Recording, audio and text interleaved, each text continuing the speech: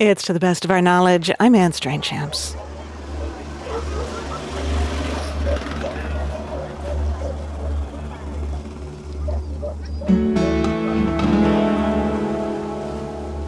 A lot of us have been spending less time with other people than we might have liked, and more time with another species. Dogs. There's kind of a musher camp up ahead. Let's see what's going on. Producer Mark Rickers went to meet two people who know dogs better than most. Quince Mountain and Blair Braverman. Hi. Are you with Public Radio? Yeah. There you go. Blair and Q are right here. Oh, cool. Great. Yeah. They're champion mushers, which means dogs are their life. All right, you're here to take a sled dog ride with us on a cart? Sure. Yeah. So, you always worry about getting the dogs. I felt so grateful during the pandemic that I had somewhere safe I could go with my friends who are dogs. It's a four-wheeler just going by doing stuff. Dogs view the world differently, and they live in the moment. They're thinking about where they are right now and what they have and who they're with. And that's something that it can be hard to remember when you're alone as a human, to just be present. But the dogs force you to, and that alone makes a big difference. So this is Willow. She's running with her mama. And they're going to do the two-dog bike class. Is that right, Willow? She's standing on my lap right now and wanting her butt scratched. Am I allowed to pet her? Is Yes, that okay? you absolutely can.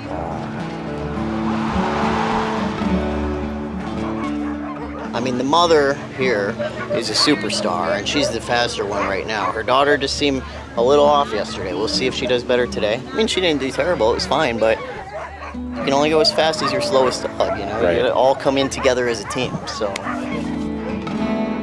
I think teammates feels like a really good word. It's not like we're the bosses and they're our team. It's like we're all on a team together, and it's us and them moving through the world and having these adventures, relying on each other the whole way. I think also, though, people project a lot onto dogs. People will be like, if a dog were president, and I'm sort of like, which dog? Because some dogs are just constantly plotting to steal each other's bones. And some have great leadership abilities, and some would be maybe better as like a sanitation worker or something. If every dog had a podcast, what would it be? Now I want to know what the podcasts are. Dog podcast. If Flame had a podcast, it would be reviewing dead things. If Wixon had a podcast, I think it would be an interview show where he just gets really enthusiastically into people's faces and is like, what do you think about this? Zagat wouldn't have a podcast. Just a newsletter. He's too visual. And it would be like an old school blog, like early 2000s, what I did today, with great enthusiasm and a lot of exclamation points. I ate this today. Yes. Colbert would be a restaurant critic, but every single thing would get 10 out of 5 stars. We could do this all day long. I love it. I love it. I mean, we've had a lot of dogs. Every single one of them is completely different from every other dog.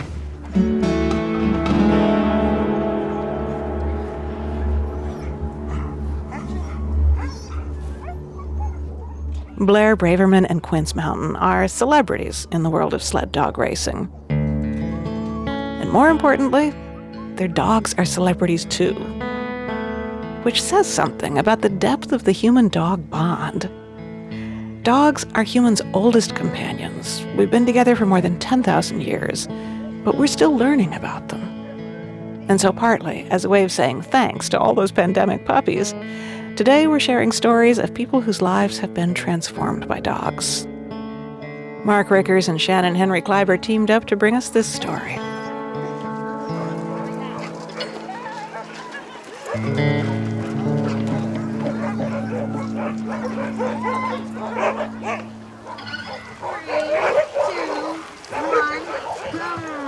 is hard to hold these dogs back when they're ready to go.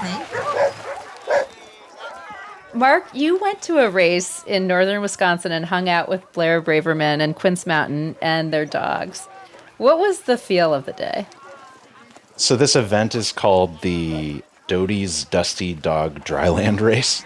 Peppy barking to go. We're watching these sprint races. Shorter races that anywhere from a whole team of dogs to just 2 dogs, or then a single dog and somebody running behind them. This is their first big event in harness of the year. Like they have to stay focused. Yeah. Yeah. It's kind of a preparation for the Iditarod, or is that the right way to describe it? It's almost more like social practice, just getting used to the environment of being in a race. They're adjusting back into like business mode, and they come to a place with a lot of sled dogs and they're like, we know what this means. This means we get to run all out. And that's their favorite thing. Nice. Now get out of the way. Yeah. Once someone has seen sled dogs in action, there's no question. You can just see the excitement that they have and the drive they have to run.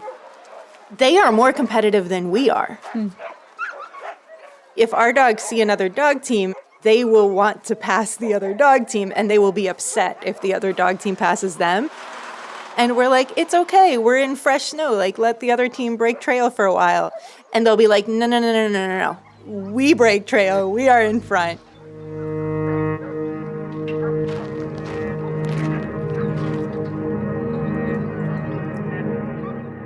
You each raced a team in the Iditarod, and I wanted to ask you to tell me a story from that experience. So something that happened or something you felt during that time. I have one that comes to mind.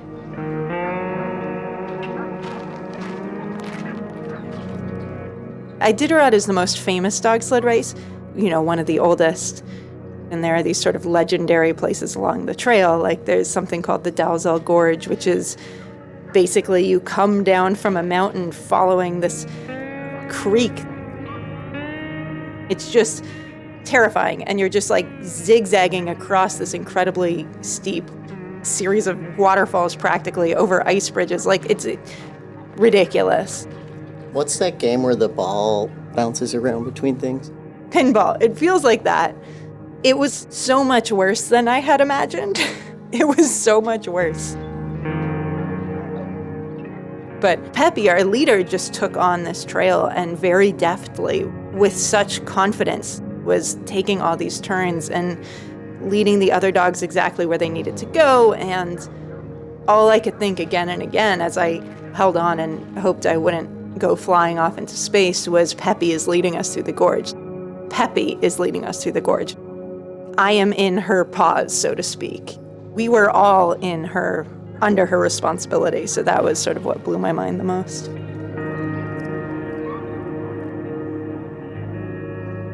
I love that description, the two of you together, and you can't talk in English, but you can be not worried or try to say, it's okay, let's go, and communicate that way. I mean, is it body language?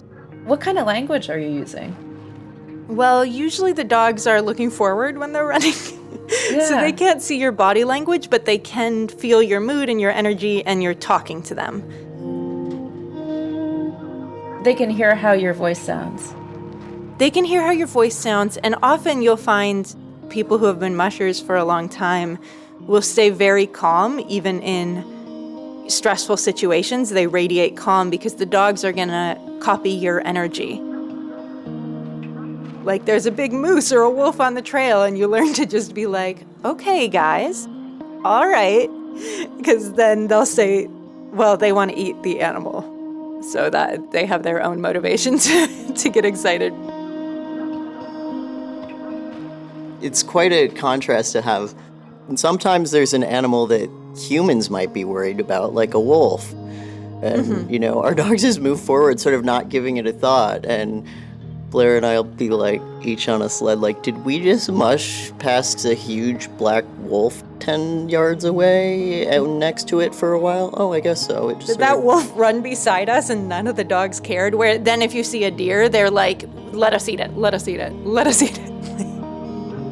If it's a small animal, like a mouse or something, they usually just consider it a trail snack and move on. And then there's moments where like the dogs might be nervous, but you're not at all. Like if you have to go through a tunnel or an underpass or something, they will be like, what is this? Why is there a tunnel? And you'll be like, okay, let me walk with you and it'll be okay. And they're like, all right, we trust you, but we do not like this tunnel. So the moments when you lean on each other are different. They lean on you sometimes and you lean on them at other times.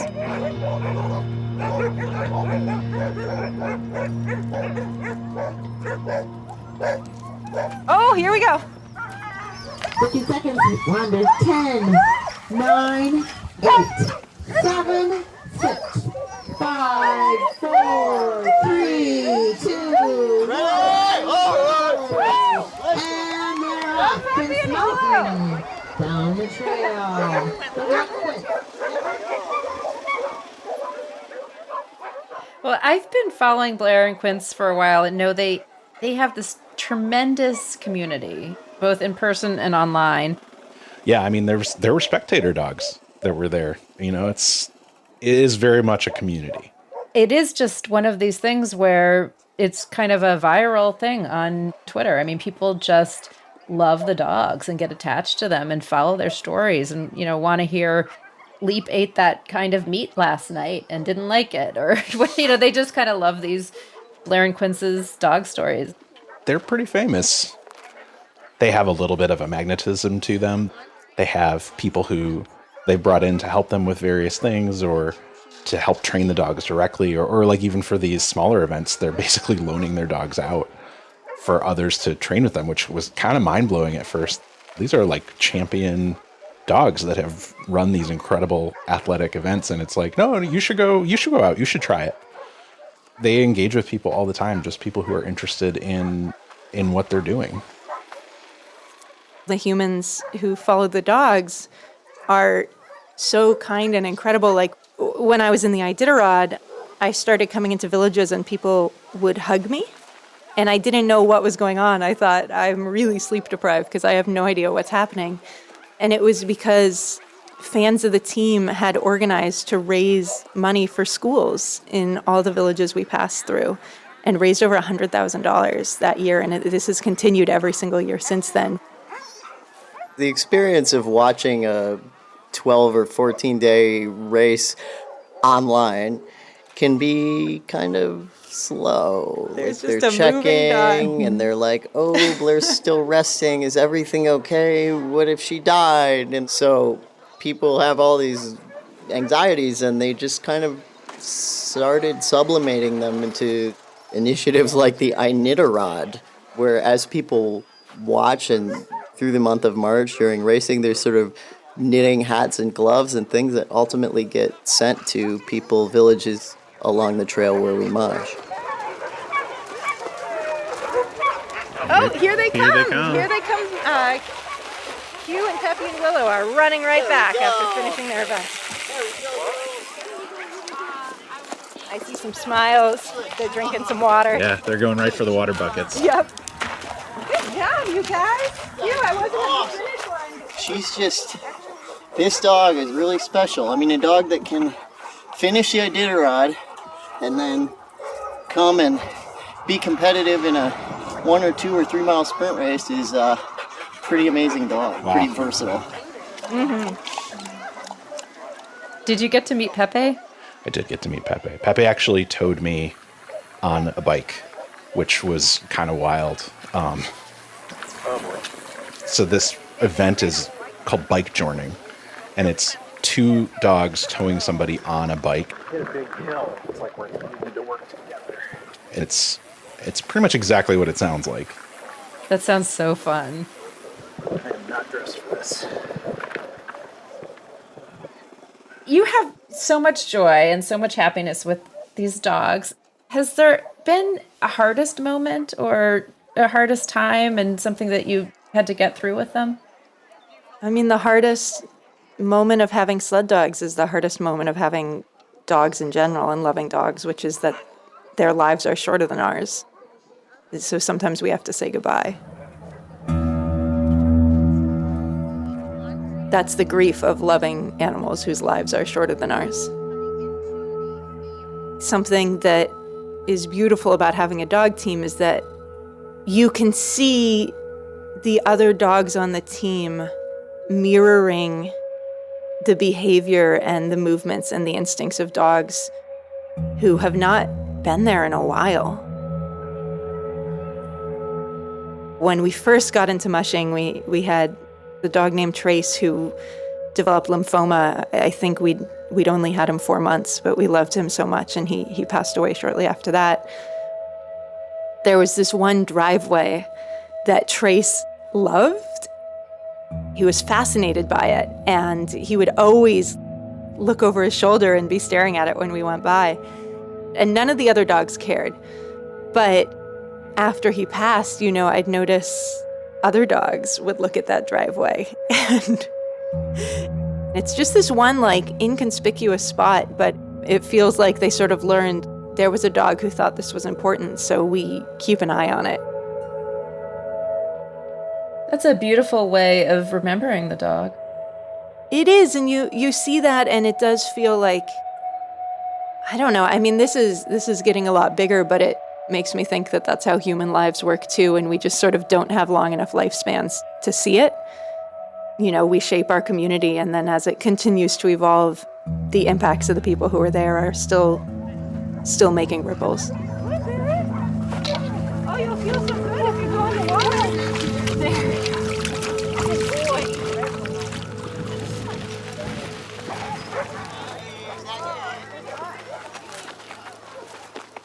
Blair Braverman is a dog sledder, adventurer, and the author of Dogs on the Trail, A Year in the Life.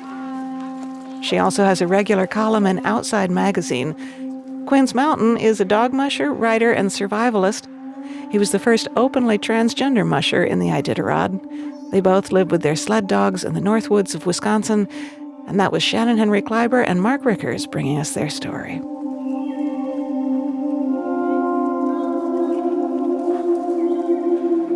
Coming up, dogs can make friends with just about anyone. In fact, we could take lessons from them in interspecies friendship. The dog and the donkey learn to play with each other.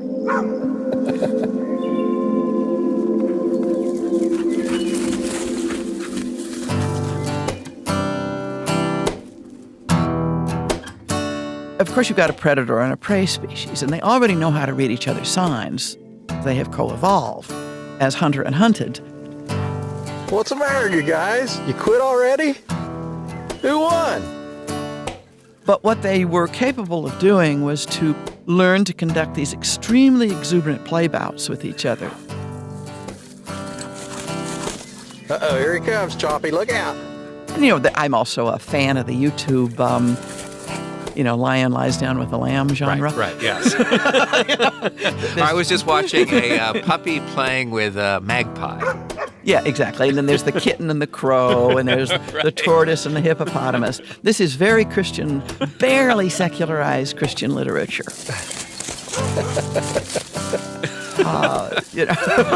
And I am a total fan.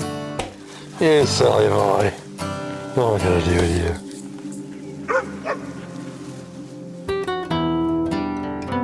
And I think it's intellectually interesting. Watching how these differently intelligent beings learn to read each other. Philosopher Donna Haraway on the ethics of relationships across species. Up next, on To the Best of Our Knowledge from Wisconsin Public Radio and PRX.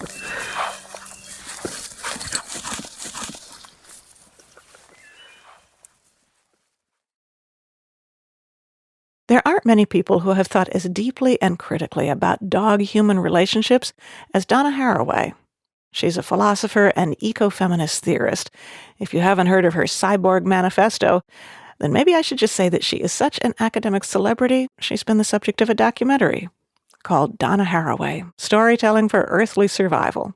She is also obsessed with dogs, their cultural, political, and personal history. Steve Paulson wanted to know more. Tell me about Cayenne.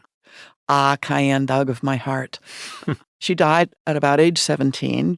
She was a purpose-bred, purebred Australian shepherd who came into my life when I was wanting to play the sport of agility with a serious other athlete. I became a much better athlete in order to be worthy of Cayenne. She was also a home companion with Rustin, my husband, and me. Cayenne is not our only dog. But she and I played a sport together, the sport of agility. Mm-hmm. Picture a field 100 feet on the side, fill it up with weave poles, jumps, weaves, A-frames, teeter-totters, put them in some diabolic pattern figured out by a judge.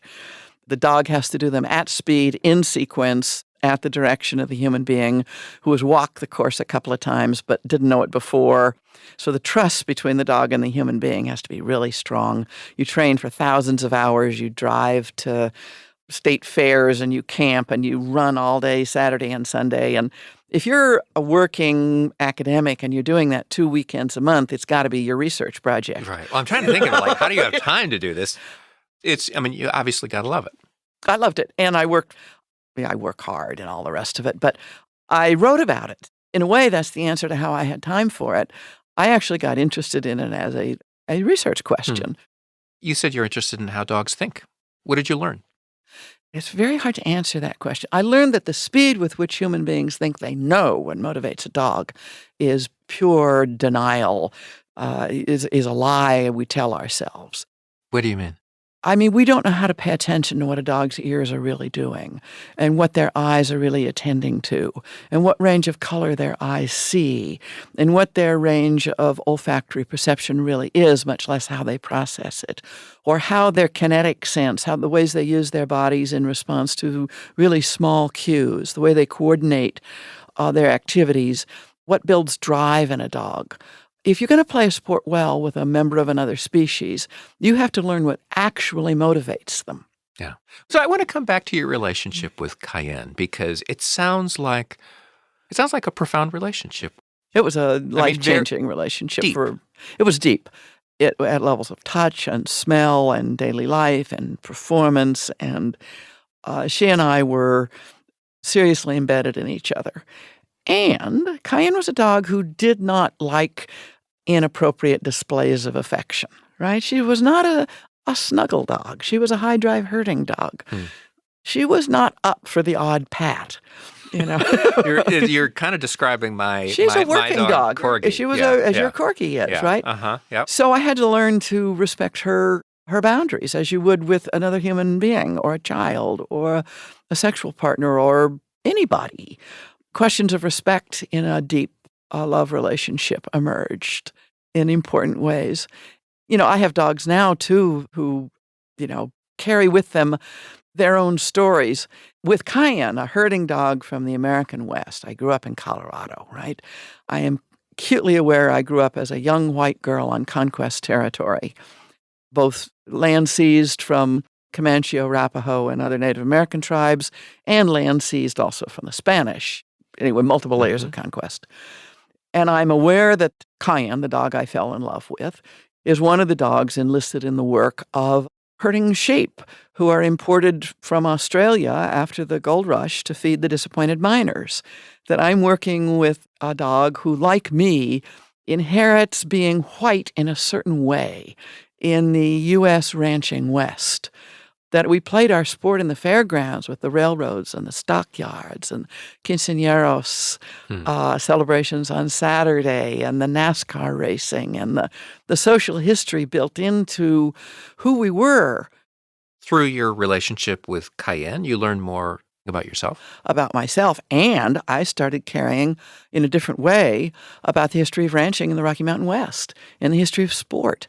And the relationship of the herding dogs to the other dogs. And my love affair with Cayenne was what brought me to the Colorado Plateau and my study of the Navajo Nation and the Black Mesa Water Coalition and the Black Mesa coal mining and the Navajo generating plant and the sheep and wool market on the Navajo Nation and the relationship with the wool weavers in Massachusetts and the Tupahomara in Central.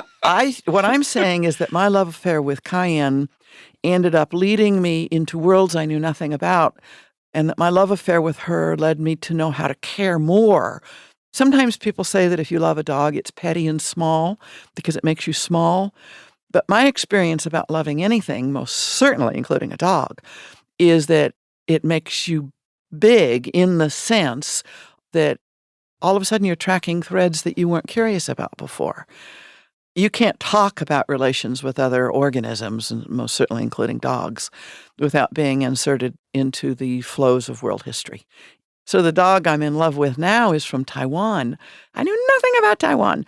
Now I still don't claim to know a vast amount, but I actually, because of her, know a fair amount about the history of dogs in Southeast Asia and the international adoption scene. And there is a strain of thinking among some animal advocates that we shouldn't have pets. Of course there is. I have a tiny bit of respect for that opinion, in that I understand this is not a relationship of equality, that it's a relationship based on control, necessarily so, otherwise you kill your dog, although it's strong levels of mutual control. Mm-hmm. But I think affectional relationships are a good thing, and I think they are regularly abused. And they are abused in the pet world as they are abused in every other world. I regard pets actually as a kind of working animal. I think affection's a hard job, and that pets work really hard. Mm-hmm. Yeah. So I think these are complex relations of labor and play and love and violence. To glorify them, I think, is illegitimate. But I also think that to be alive, to be a mortal creature, to live and die with each other, is to be accountable for our forms of love and violence. And that the relationship of pet with a pet is an honorable one, but not a simple one. Did you ever feel like you really got to know what Cayenne was thinking? I mean, how far do you think you got into sort of the experience, the subjective her with experience? Me, did she ever really understand who in the world I was? Did that matter to you? I mean, is that like a quest of yours to try to figure out how did Cayenne perceive the world? Well, I was interested in that. Yeah. And no, I certainly don't think I ever reached seriously deep understanding, although I knew more than I did before. Mm-hmm. But I didn't lose any sleep over that question. Yeah. At the end of the day, it's who you live with and care about. Yeah, because I'm just sort of thinking of a conversation I had with Jane Goodall some years ago where she said she would give anything to just be inside the mind of a chimpanzee for a couple of minutes. Yeah, but we're not inside anybody's mind. Yeah. We're not inside another human being's mind ever. We're not even inside our own mind. If I could only kidnap for a minute my own self so that I could actually know who I am, I think the fantasy of full knowledge is a violent fantasy. And that, why violent? I think it's a kidnapping fantasy. I think it's a possession of self and other. I think it's a kind of lust of oneness. And I understand it at the fantasy level. I understand Jane Goodall's comment, and I honor it. And of course, we wish we could only know, if only for a minute, what the one we love, or hate for that matter, what really makes them tick. But it very quickly, I think, particularly in the cultures that I come from, comes to be a kind of fantasy of perfect communication. And I think that's a violent fantasy. I think that leads us to murder. To murder? And to war. I think it leads us to violence against the other because the other remains other. So you're saying, I mean, there's almost an ethics to honoring otherness. The otherness. Yeah. One of the things I learned with Cayenne and with Shintachu and with Oz and with Alexander Berkman, and I'm naming various of my dogs over the years. Wait, you have a dog named Alexander Berkman? Yeah, he was a great anarchist. He really was. It's a wonder he got through life. He was into Attentats against the dogs of the ruling class. I think if you take anybody seriously, one of the things you learn is not knowing. That not knowing, kind of quasi-Buddhist value, but the appreciation of not knowing and letting that be, I think is something you learn in a serious relationship, a kind of letting go and not knowing, and being with each other not knowing. God, that's so hard, though. It's very hard. I think it takes a lot of restraint. It takes forgiving each other, too. It takes forgiving yourself for imposing yourself on the other, for thinking you knew when you didn't, for not paying enough attention to know when you could have. Yeah. You know?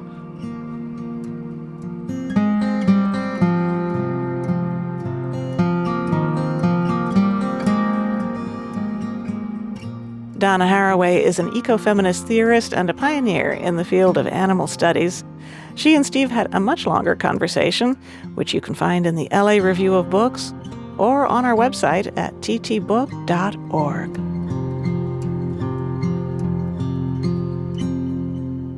Coming up, you know the phrase, there are no bad dogs, just bad dog owners? Ruthie, you're such a dictator. Come on. Come here. Do you not want to go outside? Ugh. Now she's decided that she doesn't want to go outside. Ruthie's a terrible dog. So's Alfie. She's horrible. Alfie's so badly behaved. I'm going to give up. Loving, naughty, stubborn, difficult dogs.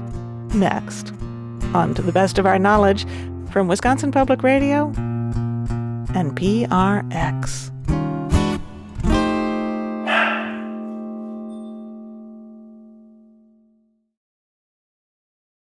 Once upon a time, Sarah Miller had the perfect dog, a blue heeler named Merle, who was smart and obedient and always up for an adventure, the kind of dog you could take anywhere. But even the most cherished dogs grow old. And as Merle's end approached, a friend suggested that Sarah get a bridge dog, a puppy, or at least a young dog who could join the family now and maybe make Merle's impending loss easier to bear. And Sarah kind of liked this idea of a bridge dog. She even wrote a piece about it for The New Yorker, although it also seemed disloyal. Yeah, I felt really bad, and I also thought Merle might feel bad, but I kept wanting somebody to tell me that it was okay because I just knew that I wanted someone to be there to absorb the sorrow of losing Merle when it happened. So that's when Ruthie came into your life, who sounds like a totally different dog. Oh my God, yeah. I was just like, I want another healer. And then I just saw Ruthie's picture and I just instantly fell in love with her. And it's weird because she is very much like her picture. She looked very apprehensive and chubby. I just instantly knew. And I said to my boyfriend, let's go get her. She's such a weird dog. I'm sure they basically just like, okay, thanks, bye. Take the dog when we got there. So what's strange about her? If you put her on a leash and you walk outside, she walks for about a minute and then she pulls on the leash and like wants to go home. If you can get her into the woods, she's okay. She's extremely nervous. If she hates loud noises, she hates bicycles, she hates skateboards. If people are coming towards you, she just looks at you like, can you believe that person is coming towards us? What's she like with other dogs? Oh, she lunges at them. She either ignores them, just walks by them. It's almost like she's trying to pretend like nobody can see Ruthie. Like she just gets really still. I don't know. She's really, really weird. I have to say, we're talking over Zoom, and I can see just Ruthie's ears poking out from under the covers in the bed behind you. She's very cute. She's like at once entitled and like really terrified, which is really funny. We're actually incredibly similar.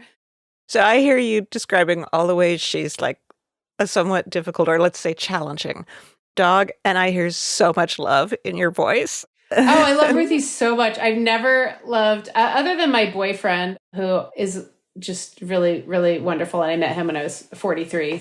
I've never loved anything as much as I love Ruthie.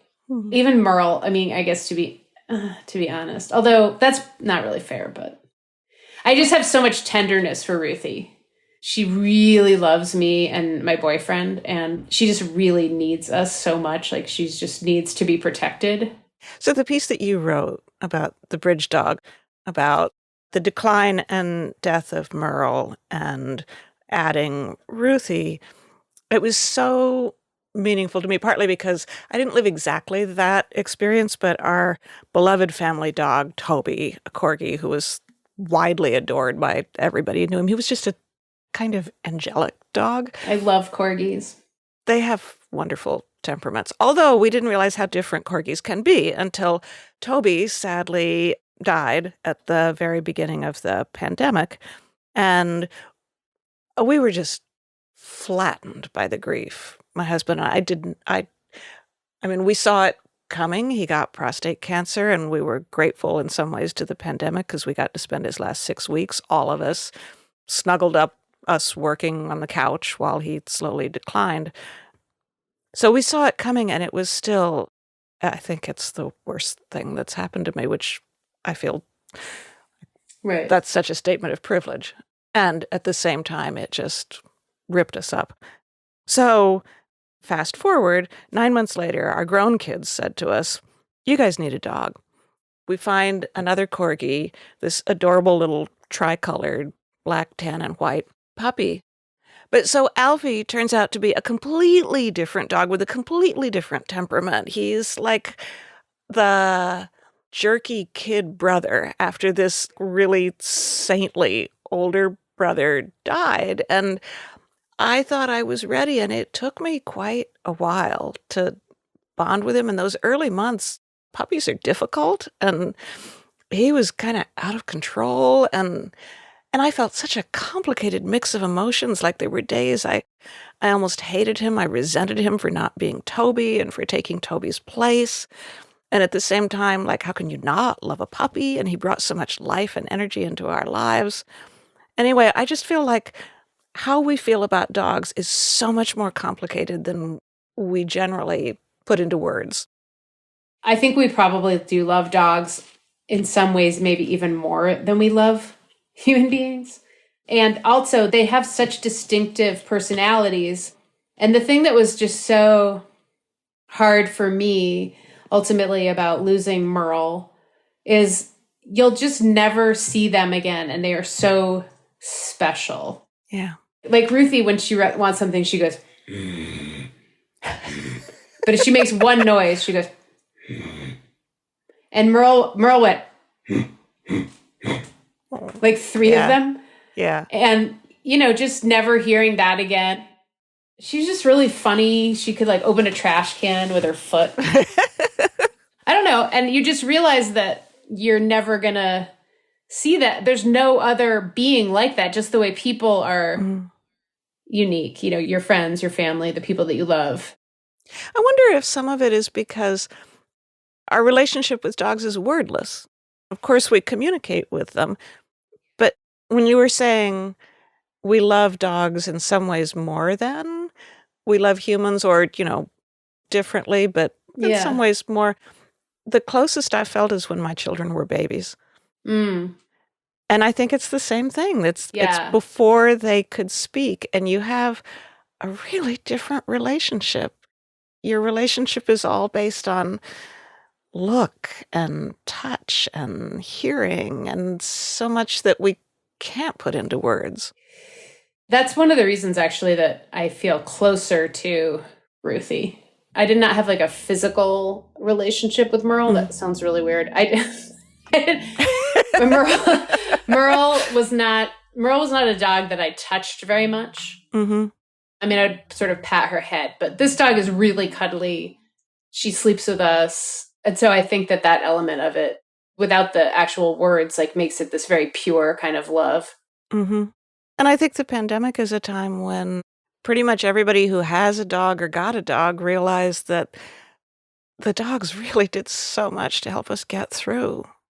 The reason we have dogs, the affection and the emotional bond and the reminder to be present rather than being afraid all the time about the future. I'm just looking. We're still looking at Ruthie's little ears popping up over the blanket. Anyway, so the weirdness of it has been that this is all during the pandemic. Yeah. So our dog died 6 weeks into the pandemic when the newspapers were full of stories of people dying, people losing their fathers and their mothers. And right. It both partly felt like we were just sinking into the same sea of grief that was slowly engulfing the entire planet. And at the same time, it felt like, well, I can hardly complain. I mean, he's a dog and he lived out his lifespan. I think I had some anxiety when the piece came out, because it came out during the pandemic. I had this anxiety that people were going to be like, oh my God, this lady's upset about her dog that died when it was, 15 or whatever. And I got a lot of DMs and emails from people who had lost, I don't know if anyone had lost anyone to COVID particularly. Mm-hmm. It just helped them deal with grief in general. I don't know. I think there's just something about someone admitting that they're really sad that is helpful. My friend actually, when I was depressed, he said, you should get a dog. You should get a dog. And I was like, that's not going to make a difference, but it really does make a huge difference. Yeah. It's just like a baseline of happiness because every time I look at the dog, I feel happy. Are you happy with your dog now? I am totally happy with the dog now. Having this pretty angelic dog, and then you get the new dog is like, I don't want to say devil dog, but just a little bit. Yeah. And I guess it took me a little while to realize that I actually really like that. I was a good kid, I kind of like having a misbehaved, naughty dog. So now I'm going to get a lot of hate mail because obviously I'm a terrible dog owner. Oh, I know. I got messages about Ruthie telling me how to make her better. And I was like, I've tried. Also, I think there are limits to dog training, probably.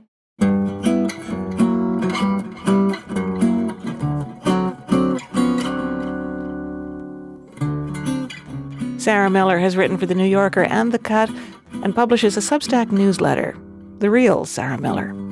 You can find a link to The Bridge Dog and her other work, including a story about Ruthie's terrible, no good, very bad day riding in a tow truck, on our website at ttbook.org. And now. What's it all about, Alfie?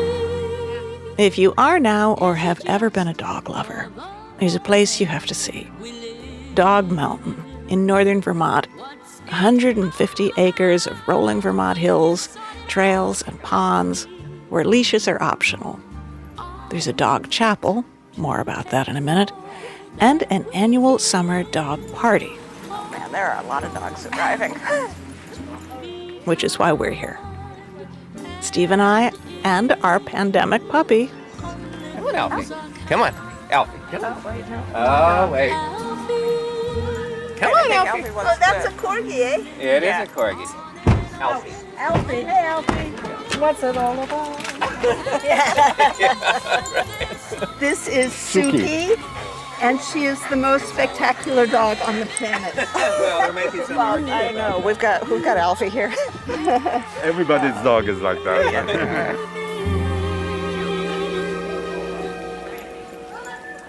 Okay, we're going to come on in here into the gallery.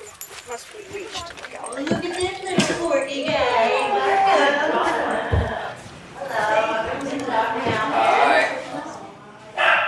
Dog Mountain was created by Stephen Hunick and his wife Gwen. Stephen was a self-taught folk artist who spent much of his life painting and drawing and carving dogs. He and his wife created the tradition of dog parties. After their deaths, the Friends of Dog Mountain formed to keep it going. My name is Amanda McDermott, and I've been working at Dog Mountain for 15 years, so I've been at many, many dog parties. It's a big hoopla of fun, music, food, silly dog contests. My favorite is Best Kisser. So it's just a real fun day for dogs. There isn't that many places that dogs get to meet and greet on such a wide scale and just have a great day. Stephen's life was marked by hardship, including a midlife accident that put him in a coma for months. There was a definite point where we didn't know if he was going to make it type of situation, but thankfully he did, and when he came out, he had to start all over again. He had to learn how to walk again, talk again, and do art again. And what was amazing was his dogs were such a big part of his healing process. What did people in this area, like the St. Johnsbury area, think about this guy? Oh, they thought he was crazy. You know, when anybody tells you, I'm going to spend $1 million and build a dog chapel, but when you go in the chapel and you see the thousands and thousands of handwritten notes, photos of all these animals that have touched people in such a way, you understand. Okay, should we go out?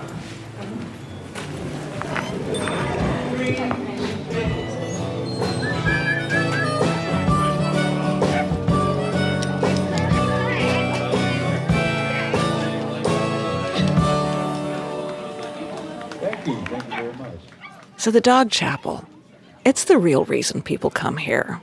It's why it's a pilgrimage site. Picture a small, white, New England-style church with a steeple on top. And inside, the walls really are completely covered with handwritten cards and notes and pictures commemorating a dog somebody loved and lost. Wow.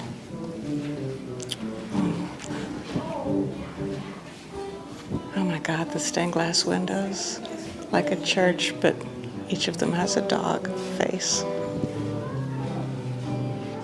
Yeah, we've lost, well, 3, Misha, Jones, and Augie. But you get past it and you get a new dog. Yeah. No, you never get all the way past. No, you don't get past. I think about totally, Augie. Augie was my he was the closest perfect friend dog. ever. He was the best dog ever in my life. And it makes people say you get one dog in your life, that's the one, and he was the one. So, really. But I love Ruggles, but in a kind of different kind of way. And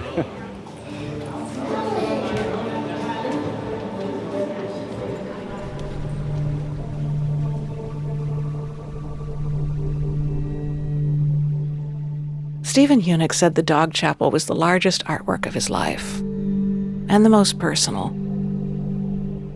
He believed in the healing power of dogs, but in the end, even they weren't enough to keep him here. Stephen and Gwen had always struggled to keep Dog Mountain afloat, but when the recession hit, they had to lay off staff. Loans came due. They couldn't find backers.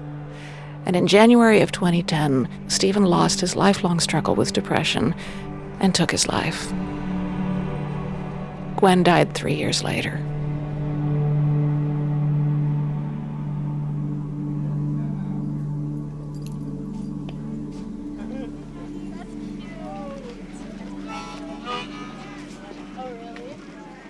And yet, Dog Mountain is still here.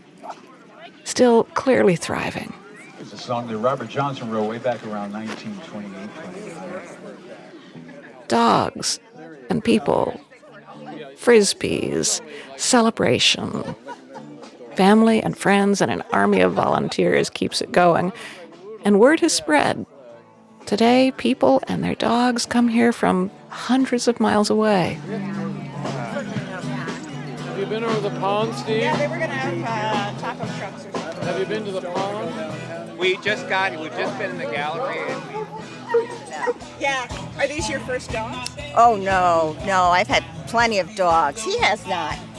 Yeah, but I have, plenty of dogs. And so they're my treat. They're my family. Yeah, so this is the 1-year-old, Kaiser.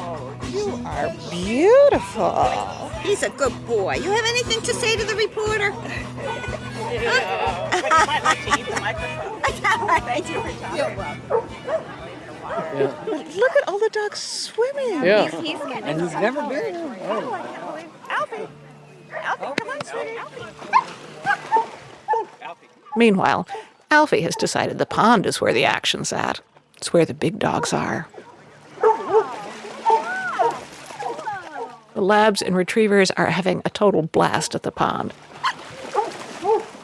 They're jumping in and out, flinging mud and water everywhere, including this one who comes bounding over and rips the microphone out of my hand. It's the first time I've lost a microphone to a large, black, wet Labrador.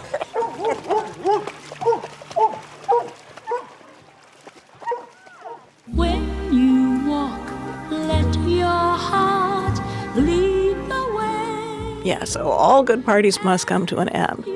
Time to pack up our gear, pull Alfie away from all his new best friends, and head home for a nap. Alfie. For all of us. But, when you live with a dog, every day's a party, right?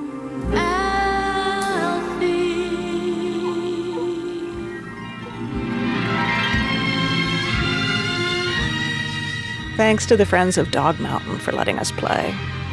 And thanks to the dogs of To the Best of Our Knowledge. Alfie. Lula. 7. Phoebe. I don't have a dog. My cats are jealous. Ziggy, also not a dog. Waffle and Pepper and Mr. Bones. We'll put pictures of them and us on our newsletter. You can sign up at ttbook.org. A hardworking team of producers at To the Best of Our Knowledge fetches stories for you every week. Mark Rickers, Shannon Henry Kleiber, Charles Monroe Kane, and Angela Bautista. Joe Hartke is our technical director and sound designer. Additional sound design this week came from Sarah Hopeful. Steve Paulson is our executive producer, and I'm Anne Strange-Champs. And whether you're a dog lover or not, I hope you find joy in the world this week. So long for now. Bacon, are you hungry?